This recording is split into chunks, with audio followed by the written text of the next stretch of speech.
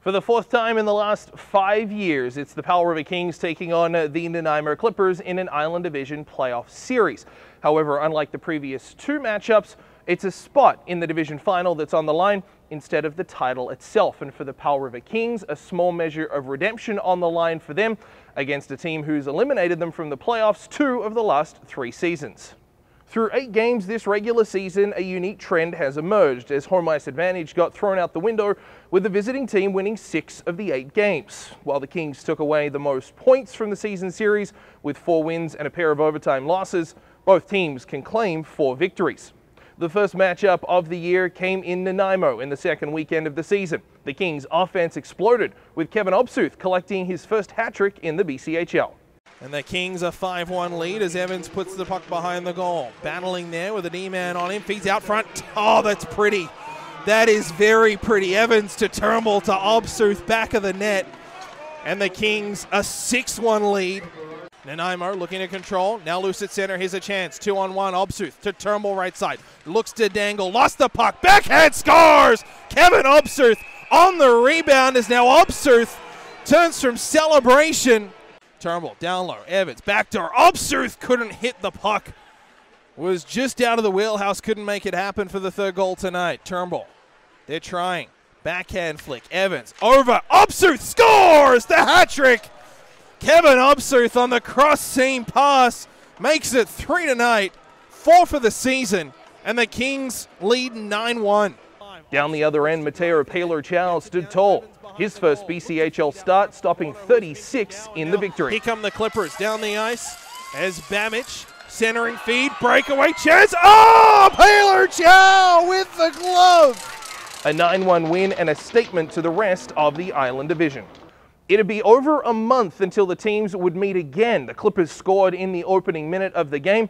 However, the Kings rode back with 3 first-period goals. Rawnsley in across the line, left side, drops, Raffler shot, rebound, in front, Williams scores!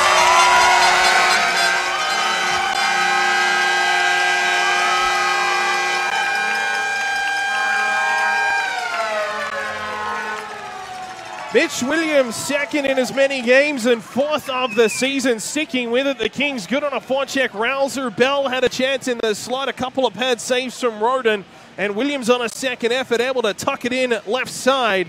Kings tie this game up at 1 in the third period. It was a 3-1 Powell River lead through 40, thanks to a Gavin Raulzer shorty, less than a minute left, and they score from the blue line.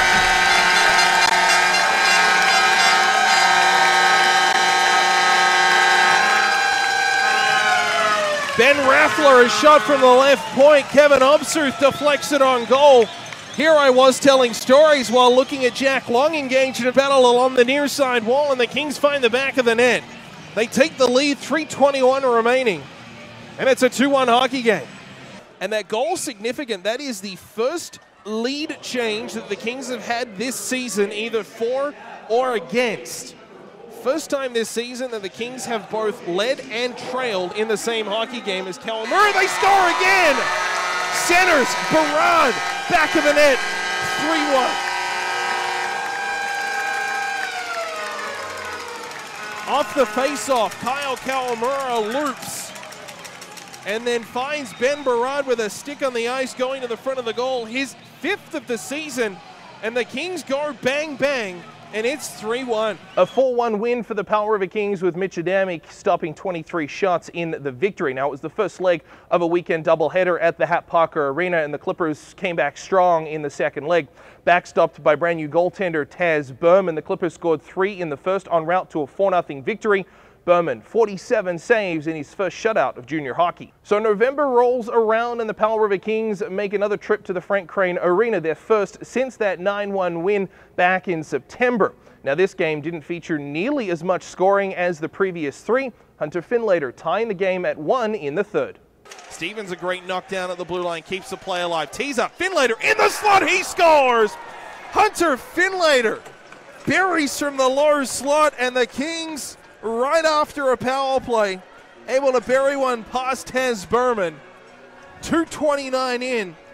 Hunter Finlater gets the Kings on the board. It's his 5th of the year, and we're tied at 1. Overtime was needed, and it was the Clippers to get the golden goal, tying the series up at 2 apiece with a 2-1 overtime victory. On December 8th, the Powell River Kings again trekked to Nanaimo for Game 5 of the season series. Now, Mateo Powell getting the start again in favour of Mitch Adamic, who was with Team Canada West at the World Junior A Challenge. Ben Barad steering the offense to a 4-1 victory. Here's Finlater left side. This line's been good as Finlater throws front of the net. Colblin's in front. Barad, he buries, and the Kings lead 2-0.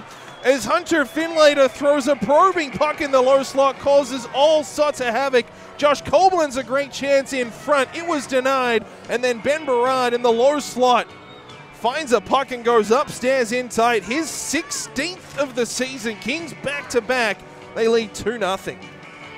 Mateo Powell stopping 32 shots in his second victory against the Clippers this season.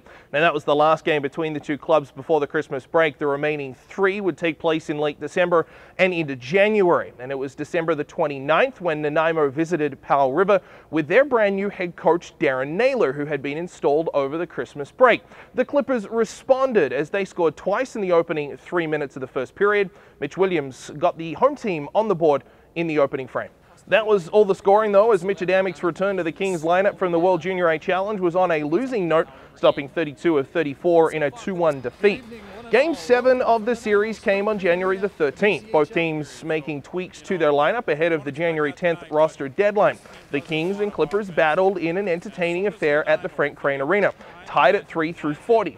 Neil Szymanski stepped up in the third and delivered the eventual game winner early in the frame. It was the first time in the series where the losing team had scored more than 1 goal. Evans at the blue line. Over. Barad. One-timer. Sits in the paint. They score! The Kings in front. The Clippers will protest. And the Kings have a power play goal. The Clipper penalty kill unit will come over. The referees will talk about this. Neil Szymanski looks to have extended his goal streak to 4 games. And all 4 officials are over talking about this. The final game of the season series came on January the 27th. The Kings here in Powell River got goals from Kamene Buono, Ben Barad, and Ben Thomas, but the game tied at 3 through regulation. So for the second time in the season series, we were headed to overtime. But for the second time in the season series, the Nanaimo Clippers got the extra point. Defenseman John Nwari skating through the Kings D en route to a 4-3 victory. 8 games in the books between these two teams. For the Kings, Ben Barad leads team scoring with 4 goals and 5 assists. He's supported by Johnny Evans with 9 points, Carter Turnbull and Kevin Obsuth with 7 each.